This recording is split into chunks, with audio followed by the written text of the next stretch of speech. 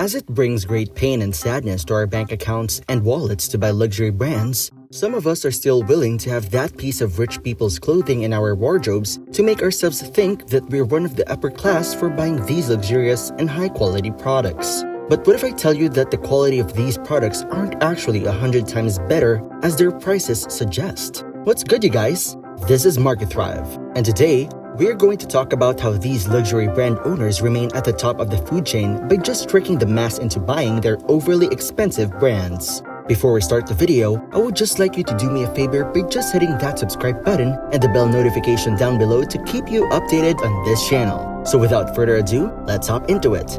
Bernard Arnault, the chairman and CEO of the global leader in luxury fashion, LVMH, is currently ranked third in terms of wealth. The only non-American on the list of the top 10 richest persons in the world, he's an interesting fact. With the parabolic rise in LVMH's share price over the past 4 years, his wealth has exploded. Over the past 10 years, the sale of luxury goods has grown quickly. In 2019, global sales of luxury goods reached 281 billion euros or 316 billion US dollars. Despite a decline in sales in 2020, they have already increased to levels exceeding 2019. By 2025, the consulting company Bain expects growth to increase by another 25%, with China contributing the majority of this expansion. Some of the most valuable listed firms in Europe are luxury brands, which have created hundreds of billions of dollars in wealth for their shareholders. It is simple to understand why they are so successful. When you can sell pieces of cloth for $5,000 each, making money is simple. Although premium companies give the impression that their apparel is of the finest caliber, in reality, they are no different from the clothes you would find at Target or Gap.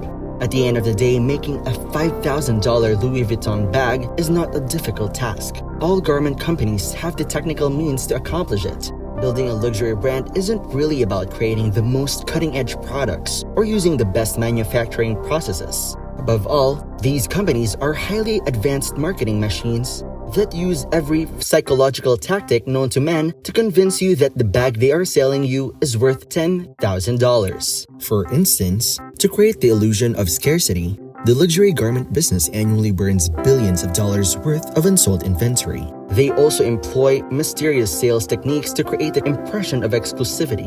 As a result, people from all over the world feel under pressure to stand in line for hours just to spend 3 months' worth of wages on a designer jacket. Many luxury items are created in sweatshops that employ highly unethical methods to exploit their workers, even if they provide the impression of luxury. A Gucci bag costs $3,800, which is around 150 times more expensive than a Zara bag, which costs about $26. Although the Gucci bag is a little more ornate and has some decorative riches on the handle, the quality difference is probably only 1 or 2 times greater rather than 150 times. They both have the exact same functionality at the end of the day. Not all high-end goods operate in this way. For instance, a Porsche Cayman costs slightly more than twice as much, yet has much better driving performance than a Toyota Camry. Perhaps the only sector where functionally comparable products can have a price difference of 100 times is the fashion business. This is true because high-end fashion companies market lifestyles and social prestige rather than actual apparel. You need people to think that only those from the upper classes may wear your brand. People will be willing to pay thousands of dollars more if your company emblem is on their clothing this manner. You must maintain your product prices at exorbitant levels in order to cultivate this reputation. In this way, customers might appear wealthy to the outside world, enabling them to spend money on frivolous purchases. However, there is a drawback. It is impossible to foresee with absolute certainty how much demand there will be for a specific design that you produce. There will inevitably be instances when you create too many of that jacket or whatever it is, and there won't be enough customers to support the full retail price, resulting in surplus inventory in the stores. Most companies circumvent this issue by offering steep discounts on their products until they run out. You can find a ton of sales and specials on the websites of H&M and other fast fashion retailers, some of which are more than 50% off. However, you seldom ever notice any reductions when you visit a store carrying high-end brands. There is never a chance to negotiate the list price. You must always pay it. They are unable to ever acknowledge that there is insufficient demand for their goods at the suggested prices. That would undermine the status and exclusivity of the brand. Inevitably, your warehouse will be filled with mountains of unsold goods. You will eventually run out of room for them. You load up an incinerator with all 5,000 of your bags and jackets. In their annual report for 2018, the British luxury brand Burberry accidentally revealed that they had burned or otherwise disposed of $38 million worth of unsold goods in the previous year. Burberry promised to cease burning clothes after receiving negative press and start recycling or donating it instead. But Burberry is hardly the only one. Inventory destruction is a common practice in the sector. The same method is used by several brands, including but not exclusive to Louis Vuitton and Chanel. Manufacturing expensive clothing doesn't cost all that much.